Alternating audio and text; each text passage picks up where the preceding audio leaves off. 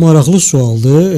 Bəli, deməli, valideyndən çox şey asılıdır. Bəli. Əgər bu gün uşaq görürsə, onun atası, onun atasından söhbət gedir hələ ki, onun atası əgər, məsələn, məişətdə, cəmiyyətdə özünü apara bilmirsə, məsələn, evdə, belə deyək də, siqaret çəkir, üzr istəyirəm, içki içir, özünü apara bilmir, danışığını bilmirsə, yəni, uşaq da həmin o yolu getməyə məcburdur. Çünki o düşünür ki, hər bir uşaq düşünür ki, onun atası elə bilir ki, güclüdür.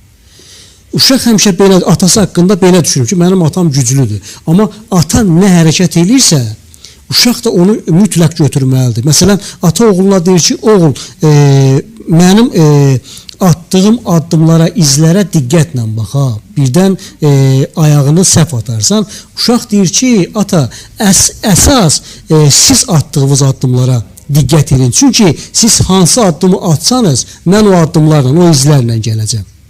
Uşaq bunu atasına deyir. Çox da deyir. Bəli, yəni ata hansı yolu tutub gedirsə, uşaqda da həmin o psixologiya formalaşacaq və həmin o psixologiya ilə də davam eləyəcək. Ona görə mən bir şey deyim ki, bax, Yaponiyada uşaqlar məktəbə qədər 3-4 yaşından bağçalarda təhsil alırlar. Bəli. Məktəbə qədər.